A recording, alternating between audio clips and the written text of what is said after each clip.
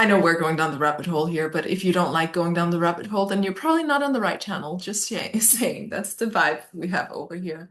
Hello, angels, and welcome back to my channel. If you're new here, my name is Celia. I'm a 6-2 projector, a new earth guide, and also a life purpose activator. And my mission on this earth is to create heaven on earth because that's a potential reality that we have very available for us right now, actually. We also have some growth to happen, some challenges to go through until then. And in this video, I'm actually going to put together a little bit of everything that I've kind of put in different snippets on different videos on my channel. You can look back on it if you want. Last year, around May or so, I created a video on a little bit of the biggest trauma that humans have experienced collectively, which was an electrical event that happened when new planets were introduced into our solar system. And when you introduce new bodies into an electrical system, it creates like a lot of discharge. It creates like a little bit of an electrical chaos before the new harmony finds its place. And during that time, Earth was experiencing a lot of major electrical events in the sky. We're talking thunderstorms in between Mars and Earth, and supposedly that's where some of the scars on Mars actually come from. And we can only imagine how loud this must have been, and also how terrifying it must have been for the humans on the planet. And that's why, this is a way longer story, but there's an incredible documentary on this that I'm going to post below.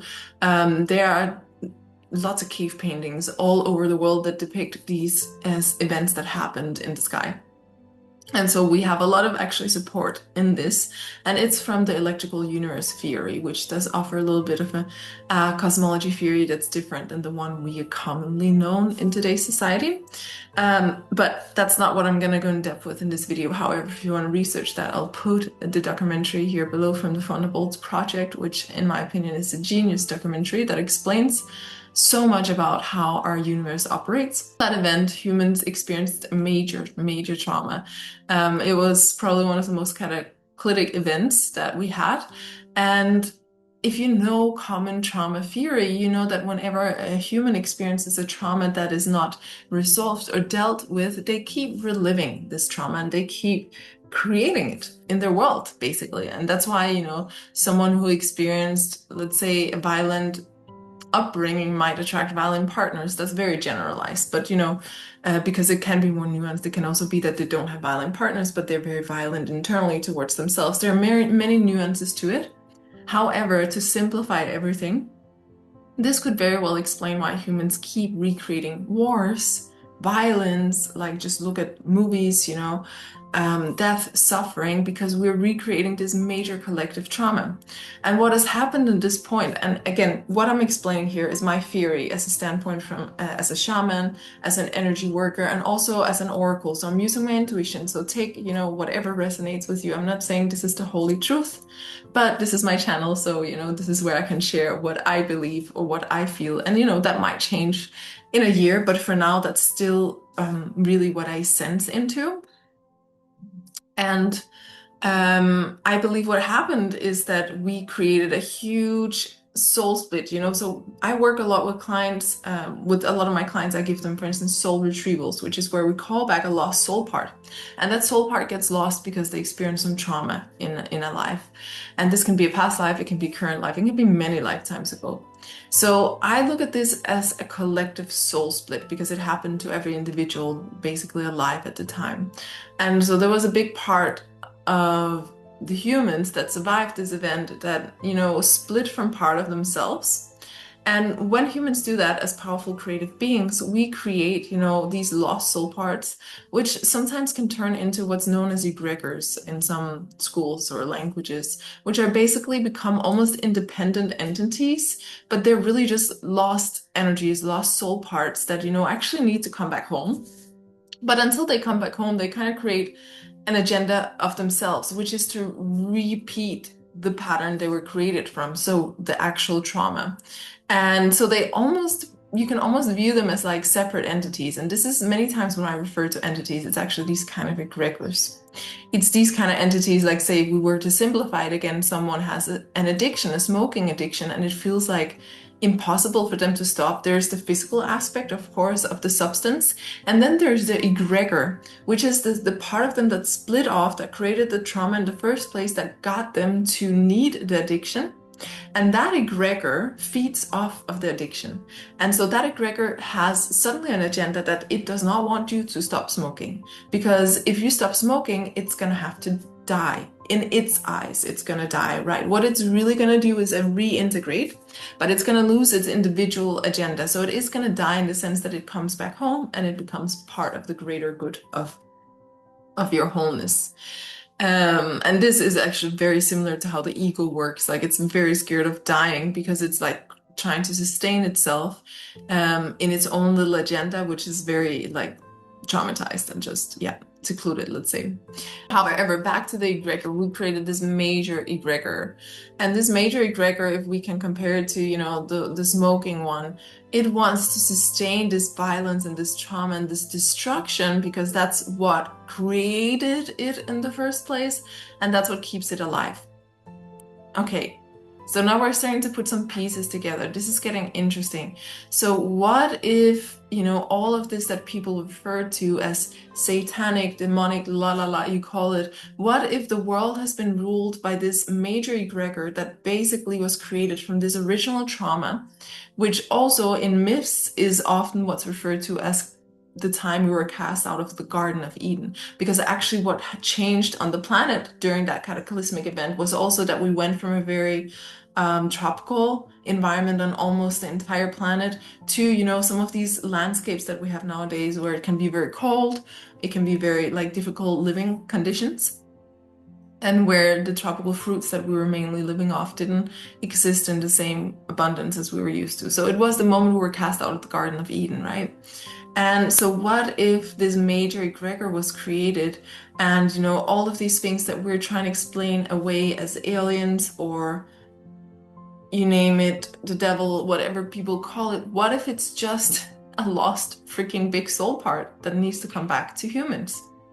We like to give explanations when we don't understand things, right? Then we make it something like really fancy or whatever we want to call it.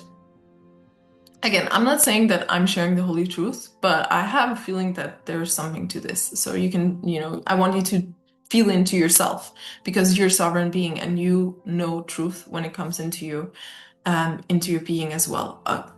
Considering that you're not super conditioned, when you're in contact with yourself, you know truth. And so, what if that's the major egregor that's running the whole show? What if that's the major egregor that, has basically gotten all of these celebrities and people to do lots of blood rituals and sacrifices in order to feed it so it can continue its mission? Because the thing with these egregors is that they are not connected with source, they're disconnected with source, so they need to get energy from somewhere else in order to sustain themselves. Whereas us as humans, when we connect with God, we're naturally tapped in to, the eternal energy source, whatever you want to call it. And so maybe all of these rituals, sacrifices, all of this stuff has been the exchange that these celebrities could give in order to get power and fame, because frankly, the world has been ruled by this energy. And in return, they feed this egregor in its mission. Interesting. So yeah, it's still something really nasty, right? But it also makes it something a little bit down to earth, if that's the right word to use, in the sense that there's a solution for this, and the solution is healing. It's healing. There needs to be done a major soul retrieval for the collective. The truth is we have the individual healing to do as well, because we all carry this original trauma within us. And it's actually from this trauma the original fear of death comes from, because we were basically in the Garden of Eden and everything was perfect and beautiful and a very comfortable life, right? And suddenly there's this major event that happens that casts us out of the nest of God, and suddenly we have to learn some harsh lessons. And in that, we're faced very much with death and suffering in a way we've never experienced before. So I believe the core fear of death comes from there. And I also believe that that's the core fear of like some apocalyptic event happening on the planet. We see it a lot depicted in movies, and in general, it's something I have to heal within myself. It's something a lot of humans have to heal, and I believe it comes from that original trauma as well. So actually, one of the greatest things we can do individually is to heal our fear of death and our fear of this, of being cast out of the Garden of Eden, the fear of, in the core of it, some people would say, that the gods were mad at us. That was actually the explanation that these surviving humans created, that the enraged gods. A lot of the gods that we know in myths comes from these plasma events on the sky. And they would say the gods are so angry at us and they're punishing us. That's where the idea of the punishing God also. I'm not saying that there may not have been alien races or whatever who have, let's say, taking the opportunity to come in and take advantage of this trauma. It may be. There's a lot that I don't know yet. It could also simply be that this is a major egregor that is originally from humans and that needs to come back to our energy. That is energy we need to call back to us. That's an interesting explanation because it makes it so much less like a big, scary, dangerous thing. Usually the biggest monsters are actually just the parts of us that needs a lot of love and needs a lot of caring and needs a lot of tenderness. And I can say this because, I work a lot with shamanic energy medicine with my clients, and I've seen some nasty stuff, energetically speaking, and it's like they're just big bullies, but deep down they're just like scared little kitties, and that need to come home and be loved. And the core of it, and then make this big, facade just mainly to scare us, but there's actually not any power behind it really. And the same way that this major egregor, if that's the truth, doesn't actually have power behind it, apart from the power that we have continuously generated on society thanks to all these blood rituals, sacrifices, you name it, and suffering and wars. Oh my God, wars are one big ritual for this egregor. That's why we always have some sort of war when we don't need it. Wars are stupid. And that's also why lots of societies are very conditioned with this idea that the war against drugs, the war against this, the war against that is like, you don't find any solution with war. You don't eliminate drugs by putting a war against drugs. Like, that's not how it works. But we need to like heal the core reason why we use these things in the first place. But all of these wars have basically been, actually just to feed this egregor. And so it might be really big and powerful at this point, but it's unsustainable because it's not of truth. And as humans start to reclaim their power, it will eventually have to come home. And we can start doing the work already so that it doesn't end up, actually doing too much damage. Because obviously when it has a lot of power, temporarily, it can do some collateral damage. Let's say it can, make things a little bit chaotic for a while, but it doesn't have to. If we start to reclaim our power right now, we stop contributing to these rituals. And I want you to recognize where you're contributing in your day-to-day life. And I say this because we all have been to some extent or another.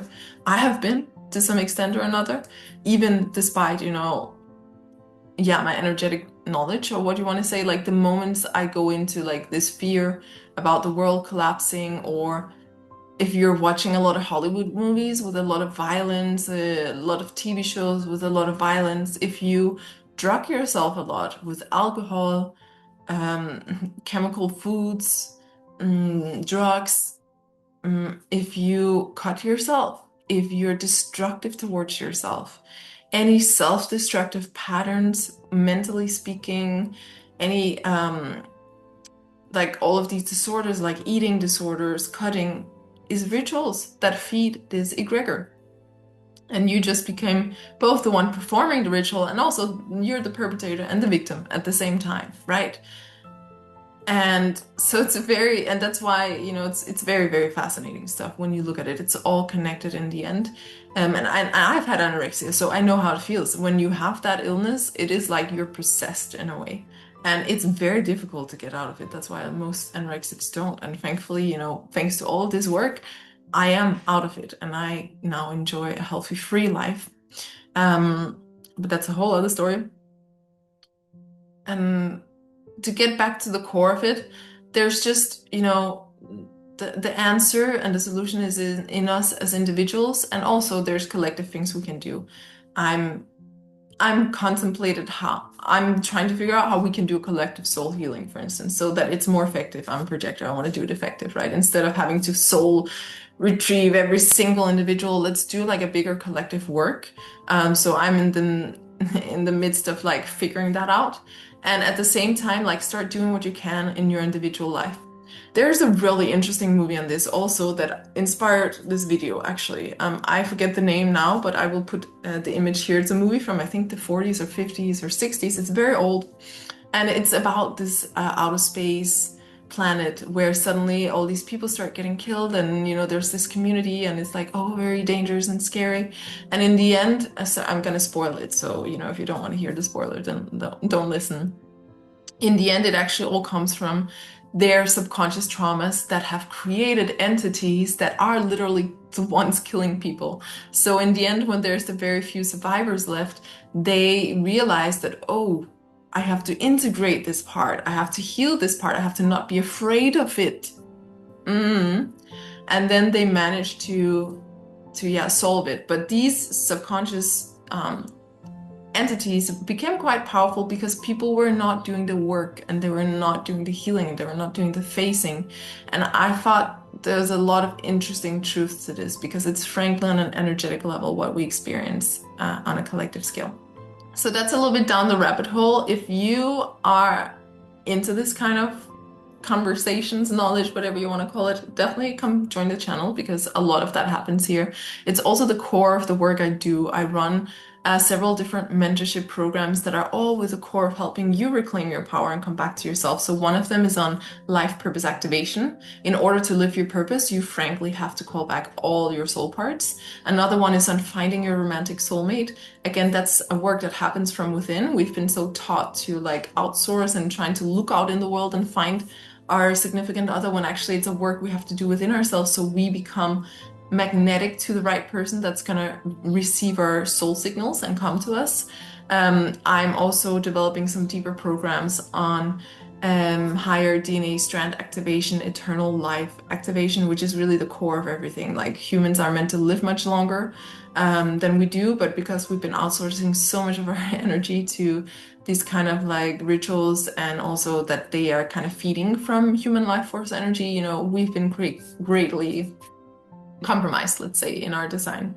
So that's a lot of the powerful work that we do over here. I have lots of free masterclasses if you want to tap into how you find your purpose, how you find your soulmate, check below. And soon I will do a live masterclass on higher strand DNA activation. And also I have two live masterclasses coming here at the end of February on life purpose activation. Again, you might watch this video after that, but if you're still watching it in February, check below for signing up for those masterclasses as well.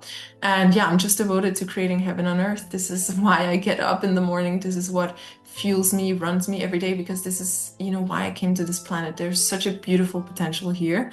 And the Garden of Eden is just waiting for us. We were in reality the ones that in a way cast ourselves out of the Garden of Eden, internally speaking. Of course, in our environment, it did actually happen.